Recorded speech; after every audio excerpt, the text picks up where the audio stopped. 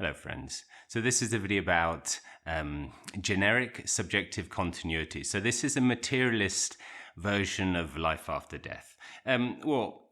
Life after death seen from a materialist point of view. Now somebody put a comment on one of my previous videos saying, well, it's a very nice comment, and asked if I knew anything about this and could I make a video about it. So here we go. I hadn't heard of it before. I did look it up and I see why I hadn't heard of it before, because it's a materialist argument. So there's this guy called Tom Clark, and he promotes naturalism. So he's got this website, naturalism.org, and he has this theory, which is generic subjective continuity, and he's completely materialist, physicalist, naturalist, atheist, secular, and here is an argument for life after death, or at least a continuity of the subjective viewpoint. So the question is, what will happen to you after you die? What will happen to your subjective viewpoint? What will it feel like when you die? And that's the question. So the idea is that he puts forward this, he says that there's an error that materialists make, physicalists make, and it's that after death, there will be nothing. There'll be a void or something like that. And he mentioned some people, big famous materialists who make this error in the past and the present. They say that, like rest in peace. After you die, it'll be peaceful. It'll be this peaceful void of nothingness. But he points out that this is an error, that we cannot experience nothingness. So his argument is that there will always be a continuity of the subjective experience, but it won't be a continuity of the person, the personality, because you will continue, but you'll basically continue in another body, in another person's body in the future. When you die, subjectivity cannot stop, because subjectivity, your awareness, your experience, your subjective experience cannot experience nothing. It's just impossible to experience nothing. This idea that we experience a blackness, that's an experience, and that would be, according to him, produced by the brain. So everything, according to him, is produced by the brain. Of course, this whole channel is about idealism, so I work from a viewpoint that mind is the fundamental reality rather than matter. But for the purpose of this video, I'm going to do my best to really put forward the materialist point of view. Now, so first he starts with the idea that when we fall asleep, there is we don't experience any gap to when we wake up. So you fall asleep and then consciousness ends for a period. Now, he talks about consciousness. To be honest, he kind of mixes slightly the consciousness and the subjective viewpoint. And he says that consciousness is brain processes. And when the brain processes, for example, during deep sleep, are not active, you don't experience anything at all. Now, in non-duality and idealism, Advaita Vedanta, you during deep sleep, that you continue to be aware, you continue to be conscious, but there are no objects, so you don't notice that you're conscious. They talk in Advaita Vedanta about light coming through a window, and you don't see the light. You don't see this beam of light until dust passes through it. And when dust passes through it, you can see the light. So the light is awareness, and the dust are basically things that enable the awareness to be seen. So they say that there's the vrittis, there's these movements in the mind, and the awareness that's always there becomes apparent when there's actually something, there's a thought, there's this movement in the mind in consciousness. So that's the idea. But according to his viewpoint, his materialist viewpoint, there is nothing. So your consciousness gets switched off, you're unconscious in the traditional sense, and then you're conscious again when you wake up, and you don't notice any gap. So consciousness is always continuous. Now he puts forward this this thought experiment where, what if you had to have an operation and you went you were put asleep and there was a mistake. There was a slip of the knife. The surgeon accidentally touched something in your brain, did something, and it changed your personality. Now, when you wake up from this, you are still, you don't notice any gap in this continuity of subjective experience. You see it as being, you go into the operation and then you come out. And so your personality has been changed, or your memories have been changed because of the accident in the operation, and you're still the same.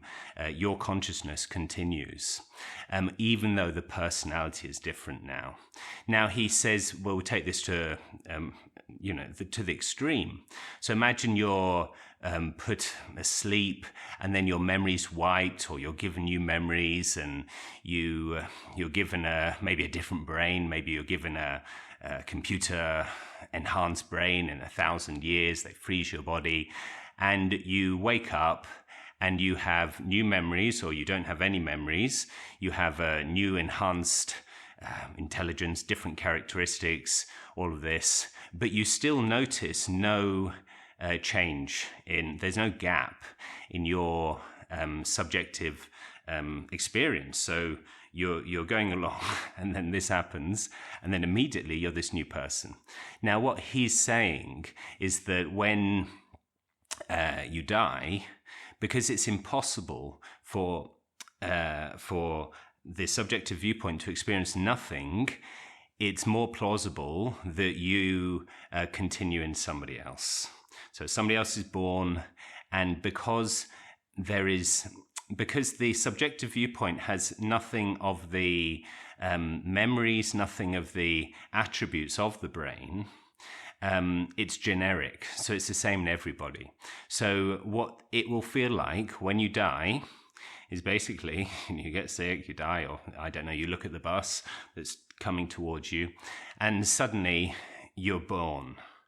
And that's what happens. So he's against reincarnation. So he says it's not reincarnation because there is no continuity of a soul. It's just that there can be no end to subjective experience. It cannot experience nothing. It can't experience void. It must experience something.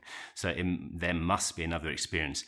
Even if hundreds of thousands of years the Earth's destroyed and there's life on another planet somewhere in, I don't know, Alpha Centauri, it will be you that comes out, there.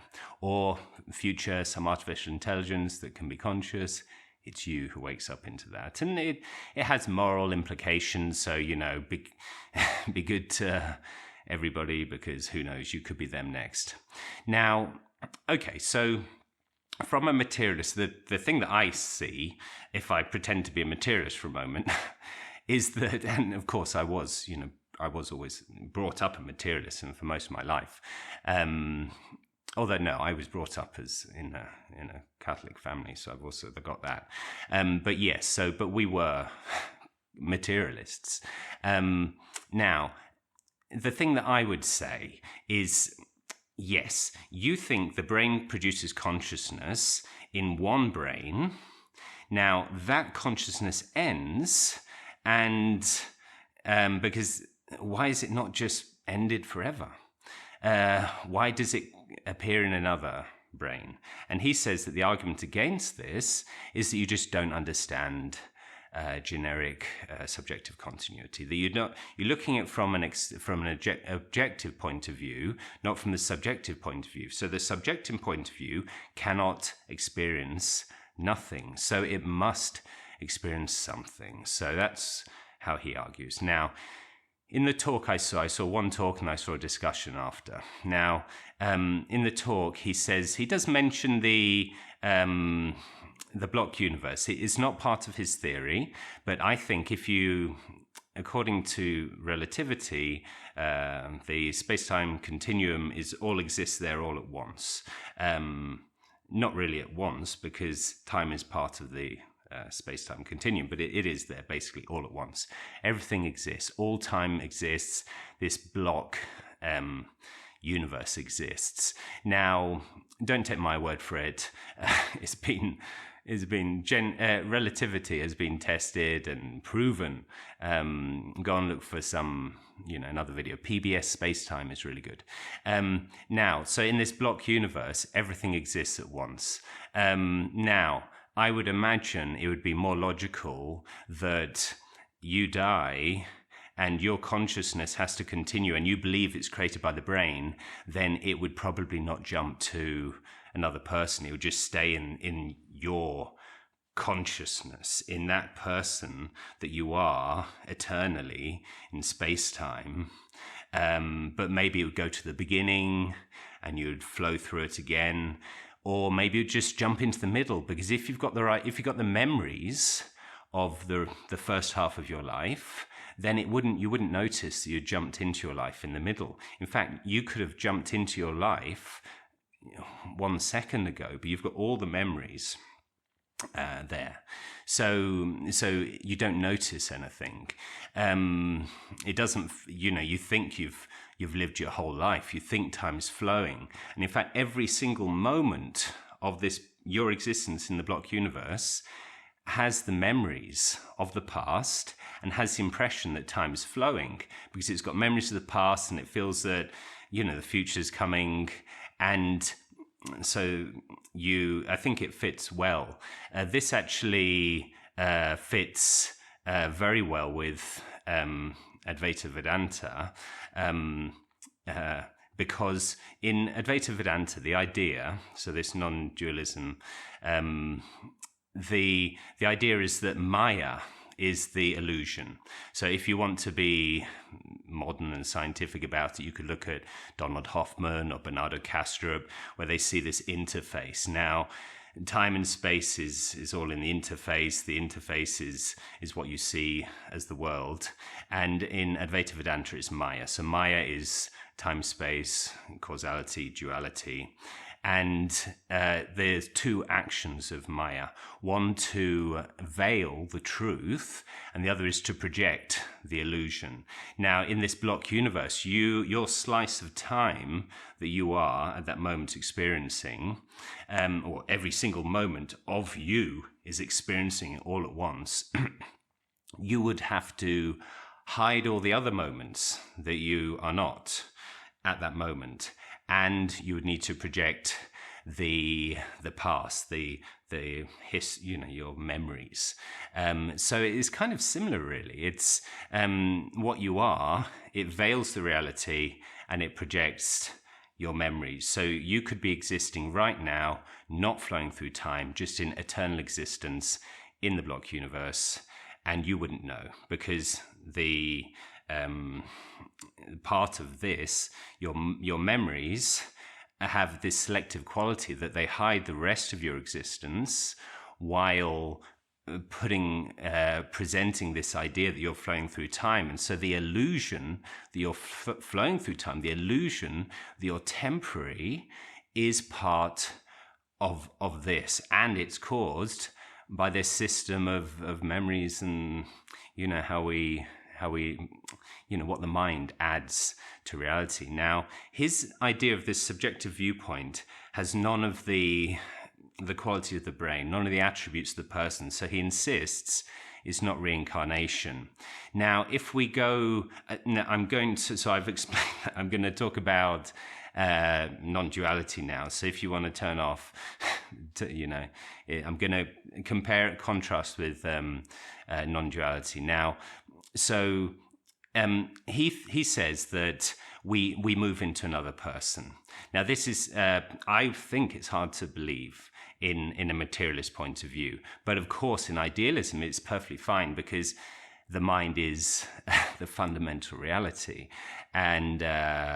And so the fact that you would jump from one existence, from one person to another, is just fine, because basically the subjectivity would continue. It fits perfectly with his model.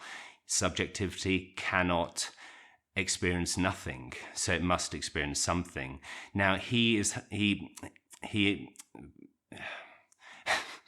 he insists that it's not reincarnation, it's not continuity of the person, it's this pure subjectivity. And that is actually what the ultimate truth is in non-duality as well. Because in Advaita Vedanta, it's got this Hindu system of the subtle body which carries your karmic stuff, your karmic imprints into the next life, and it travels to the next life, a bit like the soul exists outside the physical world. Now, but this is a relative truth. This is not the ultimate truth.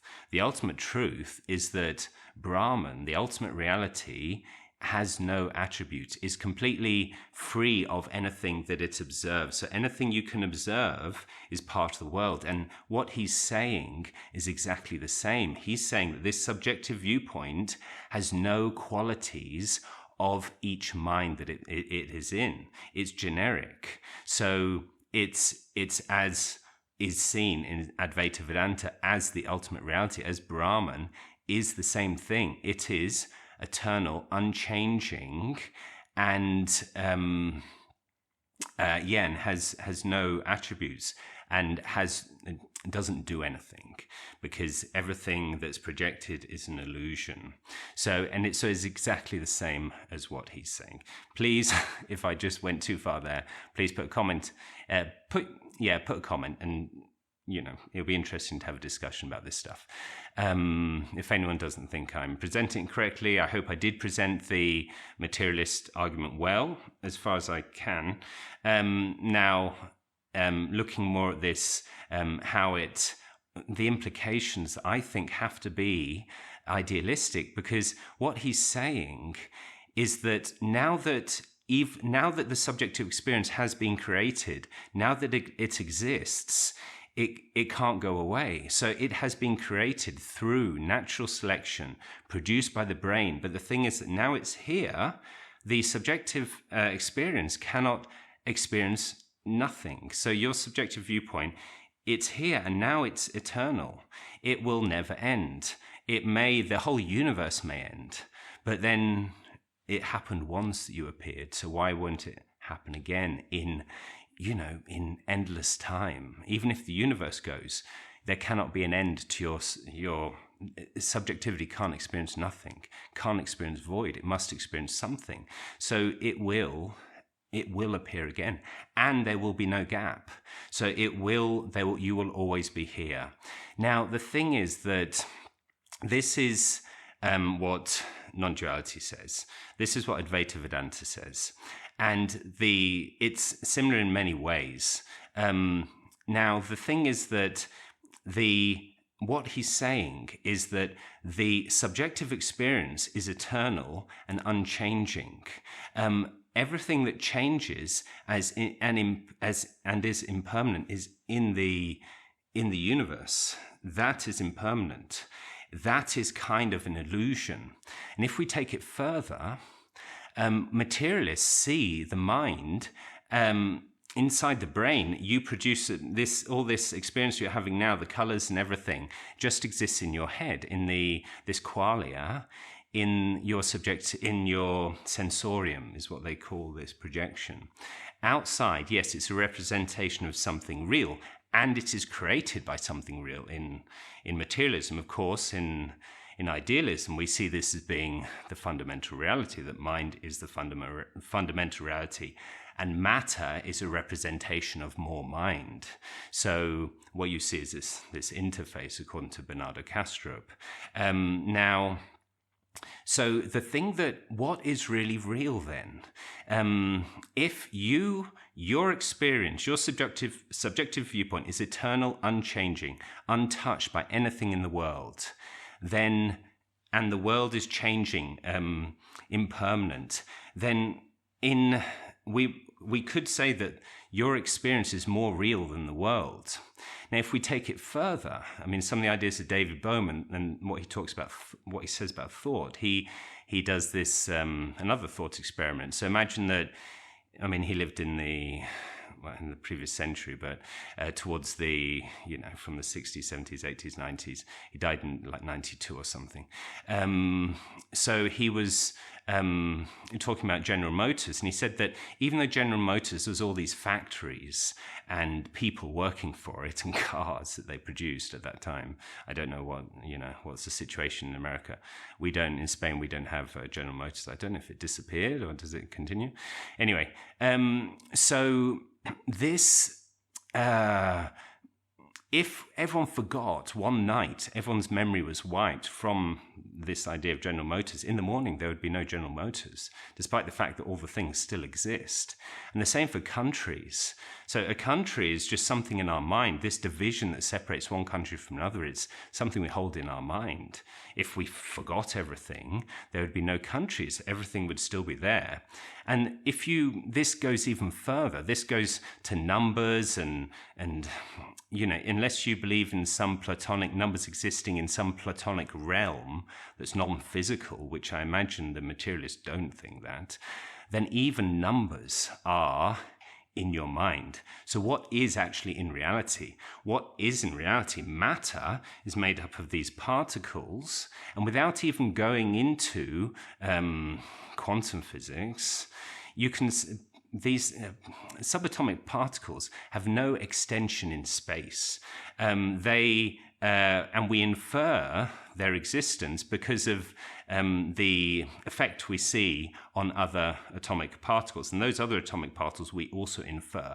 So all of this is inferred. Outside your brain, all of this is inferred. So the thing you've got that out there. Inside is where we really live. We live in this world where countries exist and, Apple, these big companies exist.